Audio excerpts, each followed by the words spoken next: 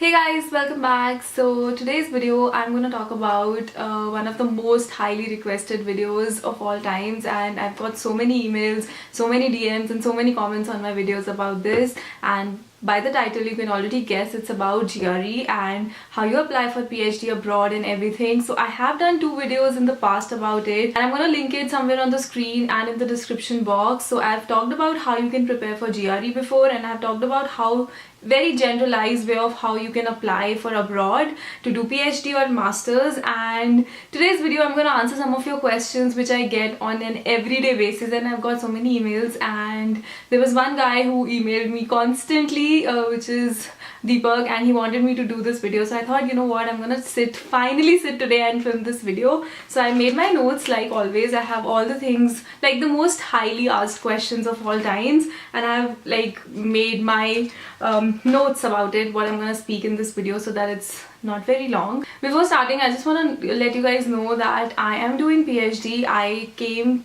in US, and I came here in July 2017, and I did my masters from Punjab University. And I'm not gonna reveal a lot of details about my course and about my university just for the security reasons, but I'm doing PhD in computational chemistry for all of you who don't know. And I can't really say for other streams, I can't really talk about economics and other streams because I have no idea how that works.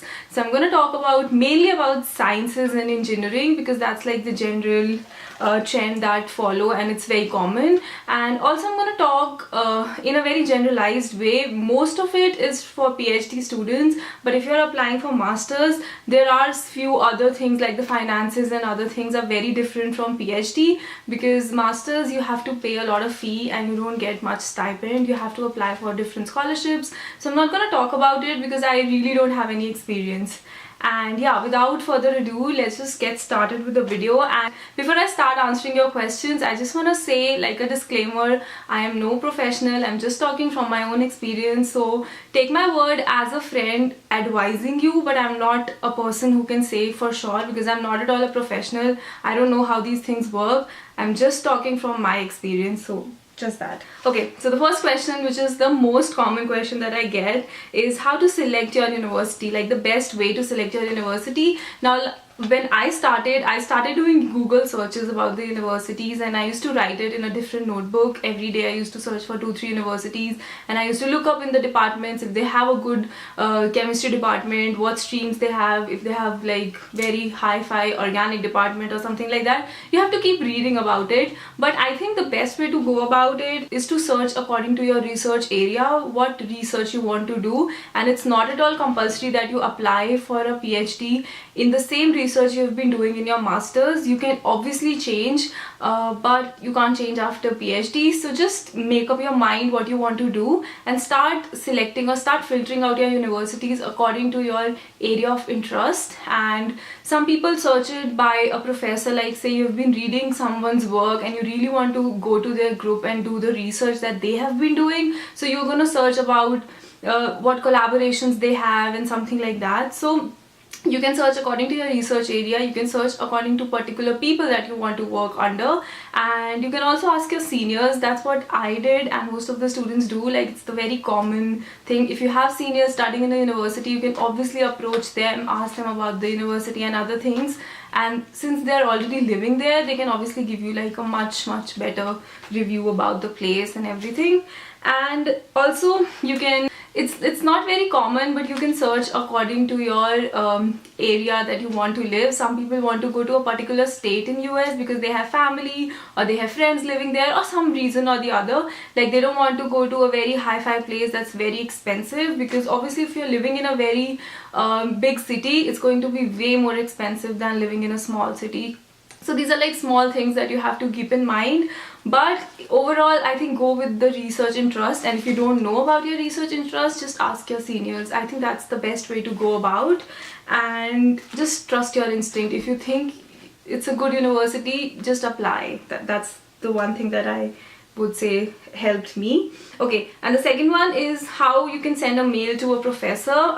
So this one, I would not say you commit to the professor that, you know, when I come, I'm gonna join your university, because you don't know if you're gonna like his group, if you're gonna like his research when once you reach there. So the best and the safest way to do is to inquire if they have a vacancy, if they have seats, or if they are willing to take students in the particular year that you're going. Because a lot of time, if you're going in fall, you might have a probability, but if you're going in spring, there is a high probability that you won't get a vacancy. So I think the best way is to ask them if you have a space in your research group for me to join, and I'm interested in your group, but don't commit, because it really gives a bad impression if you say I'm surely gonna join your group and once you reach you're like I'm not sure.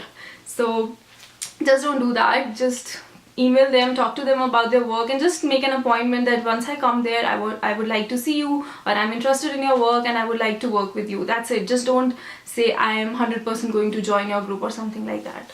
Okay, so the third question that I got, which was very common, was how to write or what to write in statement of purpose. So if you guys don't know, please watch my previous video about GRE and applying abroad, because in there I talk about statement of purpose, what you can include in your statement of purpose, and it's like one of the mandatory things that you have to do along with GRE and letter of recommendations. So for statement of purpose, the most important tip is to keep it short and precise. Be humble. Don't just boast about yourself that, oh, I'm so great, I got this much marks, I got these many percentages and all those things. Just be humble and be informative. You're telling the person that you are this thing. Don't go about like saying things that don't matter. And also don't make it too emotional or something. Just be straightforward and talk about your research, talk about your interest in life and what you want to do, how you actually started doing a particular thing. So you want to keep it very short, like 1.5 pages is like the optimum that you can get, and don't go over 3 pages, or don't write like three pages of SOPs. Nobody is interested in that. And just talk about your research that you did in your masters if you have done any, and talk about the courses you took and all of those things, but don't make it very emotional and don't make it like very you know, needy. You just want to be informative. You're gonna give as much information as you can give about yourself. You don't want to sound very superior about yourself. And also proofreading is so important, because sometimes there are small tiny grammatical errors that we overlook, and the other person, when they read and they find it looks very bad, and it gives a very bad impression if you have very teeny tiny errors in your SOP. So I would say proofread it as much as you can, and ask your friends to read it for you, or if you have a senior who is really good in English, ask them to read it, and you know, let them make corrections for you. Because, and also just have ample time to write SOP. You cannot write your SOP overnight. You have to have at least some sittings to write your SOP. You have to have a strategy on how you want your SOP to look like, and just don't copy paste it, because they would instantly know that it has been copy pasted. So yeah, just spend some time. Don't do it overnight. It's not gonna happen. So yeah, that's the whole thing about SOP. Now somebody asked me what are the difficulties that I faced when I was applying. If you don't look into the technicalities, I was very stressed out about the whole scene, which I very much regret that I should not have been this stressed out. It's not the end of the world. I would have still gotten somewhere decent. So the first thing is, don't stress out. I had taken this so much seriously, and I literally stressed about it so much that I now feel that it was not worth it at all. And also I was not able to manage my time, because I was doing a research project in my masters, and I was also applying for this thing, and I also had my final exams right around the corner in December. So just try to manage your time as much as you can. Start as early as possible. If you're in your first year of masters, just start preparing for it as early as you can, because in the end things go very stressed, like things go all over the place, so you don't want that to happen. So yeah, that's the one thing. And also, if you have any problems, I think the most problem that I had while applying was in filling up the forms, because I was not used to filling up forms online for universities, because in India you generally go to the university, you fill up the form and you get the admission. So I was very confused about this whole GPA thing and how to convert your points and all of those things. So I think the best way to go about is to be patient, to read the question carefully, and also email them, right? Email the graduate advising office or the graduate advisor or somebody in their office, because they are of great help, and people here really respond to emails as soon as they can. So try to email them during weekdays, and I'm sure they will reply back. So if you have any questions, if you have any queries, or if you're worried about some things, just go ahead and ask them, and ask them in a very humble and a nice way, and I'm sure they would reply back. So I used to do that whenever I used to have any problems in filling up a form, or if I didn't know if I have to upload a document or if I have to send a document, I used to email them, and they were so nice. They would reply within like 10 hours because of the time difference. So email them as much as you can. And also okay, another thing that I want to talk about, which I have not talked about before in any of my videos, is visa processing. I had very bad experience with visa processing, because when I went for my visa interview, I got a processing order for 1 month, so I couldn't go. I didn't get my passport and my visa for 1 month, but that's a whole different video content. But I'm just gonna say, have ample time before you start applying, like before your university starts, because there's a high probability, because of the whole Trump scenario, that your visa can go into processing, and that's gonna take 1 whole month. So that's something that happened to me, and I didn't know, and I did not have any idea about it before. So just keep in mind about the visa processing thing. And I think I'm gonna make a video about how to appear for a US student or F1 visa separately, because that's like a whole other video about your body language, what all questions to prepare for. And I really want to make this badly, because I think a lot of students struggle in that thing, but not right now, because then this video will be like 1 hour long. I'm gonna talk about it in a total different video. So yeah, visa interview was very stressful for me, and that was like the most scariest part of all, because everything was done. It was just the visa that took 1 month, and I was shit scared. So I'm gonna make a different video about it. Another question that I get is US or Canada, which one to apply, which one is better. I would say it's a very personal choice, but statistically speaking, Canada does not have a lot of scholarships for PhD students. It has some great universities, some great researchers, but the scholarships are really a struggle to get. So if you're going to Canada, there's a high probability you might have to pay for your own living expenses and for your tuition fee from your own pocket. But in US, since there are a lot of grants and a lot of research funding, so yeah, so we have a lot of great research going on in US. I'm not at all trying to boast about this thing, but it's true, because US has been more forward talking about the North America scenario, and funding is less, and it's a personal choice. If you have relatives in Canada, or if you already want to settle in Canada, then you would obviously go ahead and apply for Canada. But I would say apply just in one country. Don't mix up the whole two things, because they have different dates of submissions, they have different deadlines, and it's really not the same thing. So don't mix it up. If you want, just stick to one country and apply there. So the next question that I get is how to choose your supervisor. So in my case, I had an idea who I wanted to work under. I also had a backup if I couldn't get that professor, who would be my backup.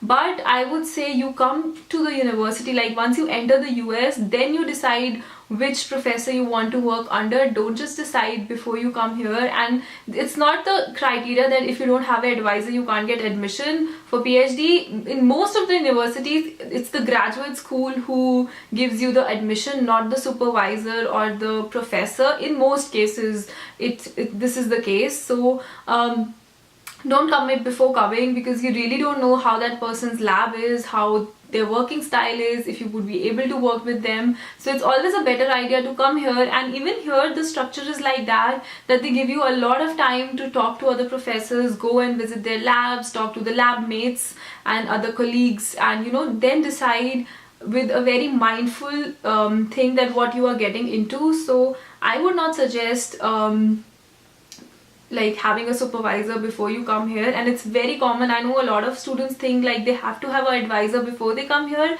It's not like that. in my case, or in chemistry, you don't have to choose an advisor before you come here. You have to have someone in your mind, like have like two options, one person that you really want to go to and the second one as a backup. But in most cases it gets changed. Once you come here, you talk to people, you meet their group members, you see their working style, and sometimes it changes. So I would say don't commit before coming here. Come here, talk to people, and then decide who your supervisor is going to be. Okay, next one is TOEFL compulsory to get admissions in PhD? Yes, TOEFL is very much compulsory. You can give IELTS, but I think in most cases you have to give GRE and TOEFL. They are mandatory to get admissions in US, Canada likewise. Okay, how much time it takes to complete the PhD? On an average, it takes 5 years. It can take more than 5 years. In very rare cases, it takes less than 5 years. But on an average, 5 years. It depends on your lab, it depends on your work, it depends on a lot of factors, on your university and everything, on the funding your professor has. So I would say 5 years on an average, but it can vary from person to person. So yeah, nothing very hard and fast about it. Next one is finances. I have got so many questions about finances, like if PhD is paid, how to apply for student loan, and blah blah blah. So this one I'm going to talk only about my personal experience, and this is what I think is in most of the US universities, but I'm still not sure because I'm not a professional. I don't know. But after talking to a lot of my friends doing PhD in US and a lot of other people, I would say you don't have to have a student loan for PhD. You have to give you have to pay for your GRE exam, you have to pay application fees, you have to pay TOEFL fees and your airfare, like your travels and everything. But once you come here, there's a high probability you will already be having a scholarship or a stipend, and in return you might be a research assistant, so that means you have to do research in the lab and you'll get paid. Or in the other case, you would be a teaching assistant. That means you have to teach labs in order to get paid. So this is like the most common scenarios in most of the universities. So it's not at all like that you have to have a lot of money. So these are the things that are like, you also have to pay the visa fee, which is around 14,000. You have to pay some things, but you don't have to pay your tuition fees, and you have to pay for the insurance, and generally all of this is covered in your stipend. So I think it's enough for you to pay your fees, to pay for your insurance, to pay the rent of your living accommodation, to pay for food and everything. So I think it's just enough. You might not be able to save a lot of money, depends on your lifestyle totally, but yeah, I think it's not like you have to have a student loan or something. You can easily manage, but again it depends on your area of research. If you're doing engineering, like masters in engineering, then it's definitely expensive, but you get internships and then you pay off everything, so that's a different thing. So yeah, you do get salary, it is paid, but at the same time you have to pay your fees, you have to pay for your insurance, you have to pay for your rent and everything, but you do get some money. So I think it's enough for you to survive. And also like the finances and all depends on a lot of factors. Like it depends on what is your fee. Like every university has a different tuition fee, and they have different insurance companies providing you health insurance, so that also varies. And it also depends on the living expenses. Like if you're living in New York, obviously you're gonna pay a lot more than a person living in Texas like me. So yeah, it really depends on your area. If you're living in California, it's obviously very expensive because you don't get cheaper housing, you don't get cheaper food. So everything here is according to the state and specifically your area. So you have to keep all of these factors in mind before you decide. And what else? You do get scholarships, and even apart from scholarships, you can apply for different other scholarships, international scholarships from India and in US. So yeah, there is a lot of options, and you don't have to pay anything, according to me, in my case. What else? I think these were all of the questions that I got, and I know this video is already 20 minutes long, so I'm just gonna end this video right now. And these were all the questions. I'm gonna try and upload it as soon as I can. And thank you so much for stopping by. Let me know if you have more questions about other things, but don't ask me the same questions because I've already answered some of them in my previous video. I'm gonna link it, so please watch that first before asking. And yeah, thank you so much for stopping by, and I'm gonna do a video about US visa interview probably sometime soon. And yes, thank you so much for stopping, and I'll see you guys in my next video. Bye.